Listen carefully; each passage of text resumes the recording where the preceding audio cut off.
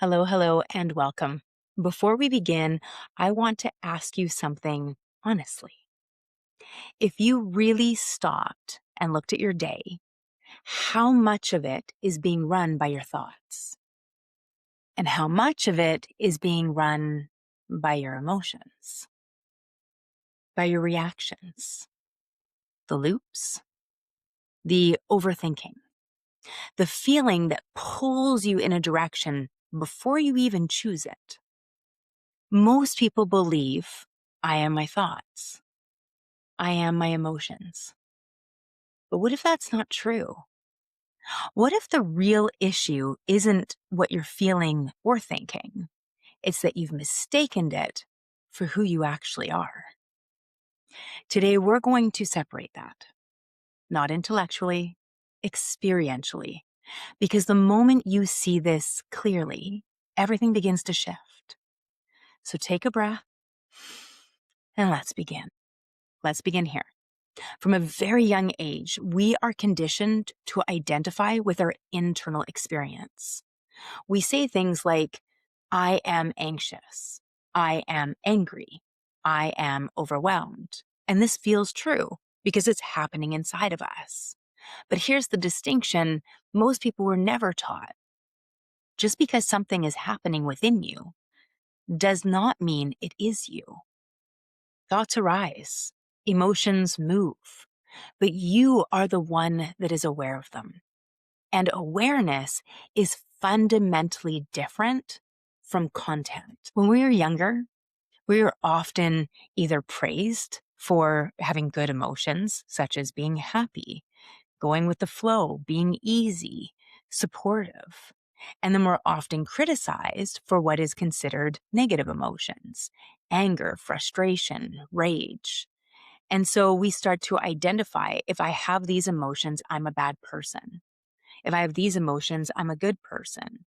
And then we take one more step further and we think we actually are the emotion itself. I am an angry person. Or we say things like, he is an angry person. She is anxious. No, she's a person experiencing anxiety. That's it. Once we understand the concept of this and we start to create a little bit of separation, so we're not dissociating from the body, we still have the experience of the emotion rising and falling, but we're just creating a little bit of space. So instead of dissociating where we're ignoring it and coping, what we want to start doing is creating that little bit of space so it's more of a detachment and we're simply aware of it. When you identify with your thoughts and your emotions, something very subtle begins to happen. You lose choice. Because if I am my anger, then I don't question it. I act from it. And if I am my anxiety, then I don't witness it. I obey it. If I am overwhelmed, then I don't create space. I collapse into it. Identification removes the gap between stimulus and response. And without that gap, there is no sovereignty. Remember, to be sovereign means to be self-governed, to not be pushed or pulled by our emotions, by our dramas and traumas of the past, but to be completely present and aligned and acting from self, from consciousness. So if you're not your thoughts and you're not your emotions, then who are you? Well, you are the one that is aware. You are the witness. You are the field in which thoughts and emotions arise. And this is not abstract. You've experienced this before. Moments where you catch yourself thinking. Moments where you notice, I'm feeling anxious. That moment right there, that's awareness. That's you, not the anxiety, not the thought, the one seeing it. And that is where your power lives. But here's where most people get stuck. Emotions aren't meant to stay. They're energy.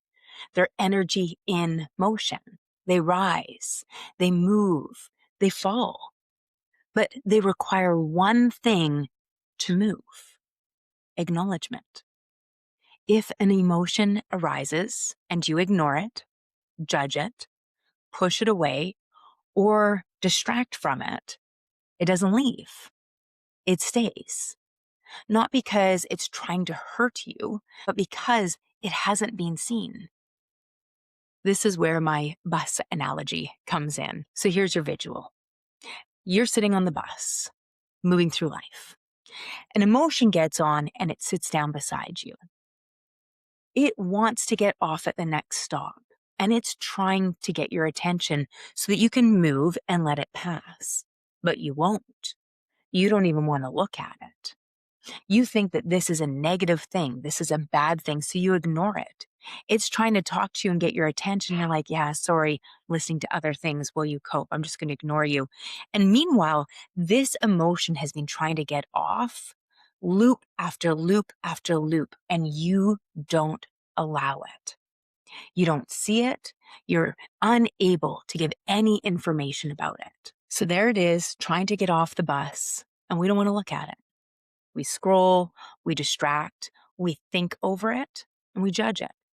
And in doing all of that, we keep it sitting there with us. So all of a sudden, it's like we've kept it in our pocket. So the work is not to get rid of the emotion. The work is to actually practice witnessing the emotion, to sit with it, to feel it without becoming it, to say, this is anxiety, not I am anxious. This is anger, not I am anger. That subtle shift creates a ton of space, and that space allows movement. When you witness an emotion without judging it, it gets to complete its cycle, and it leaves. Not because you forced it, but because you allowed it. And this is where this becomes deeper than emotional work. The practice is really simple, not necessarily easy, but it's very simple. So I started this practice when my doctor challenged me with it when I was experiencing panic attacks and anxiety shortly after a brain injury. And every morning I'd wake up with them, and it went on for months. And I would get so bad that I'd be sick in the morning when I woke up, because I'd have such incredible anxiety. And so she challenged me. She challenged me to, one, not identify with my emotions, but to witness them. And rather than giving me a drug or giving me the identity of you have anxiety, instead what she gave me was a practice. And the practice she gave me was to lay in bed every morning and not get out of bed until I had experienced anxiety at its complete fullness, to a point where I could describe it to her. So that means she wanted me. So imagine that your emotion is that one on the bus. And what she asked me to do was to describe it. And so I've shifted it a little bit over the years. And so imagine that this emotion is sitting beside you on the bus, and you need to be able to give such a complete description of it to a police sketch artist that you could do it. And at that piece, you would need to know all of the little tiny details of it. What color is it? What's its shape? What's its texture? What's its taste? What's its smell? What does it feel like? Where do you feel it in your body? And does it move, or does it stay in one place? And even if it's in that one place, does it move? Is it sinuous? Does it turn? Is it staticky? Does it move left to right, front, back, up, down? We want to be able to give a complete description of it. All of the little details. And then there's a key to this. When you completely witness it and you allow it to get off the bus, what emotion sits down next?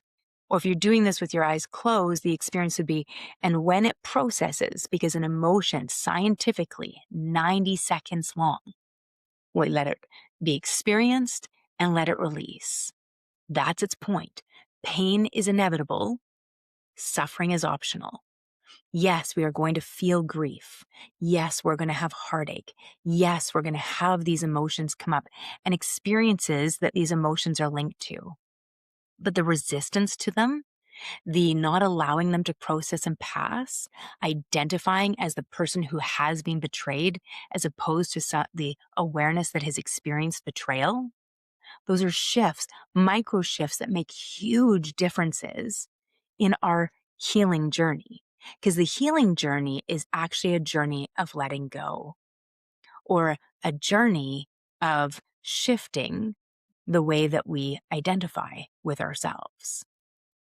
And so, what is the emotion that comes underneath it? Because emotions are always rising and falling.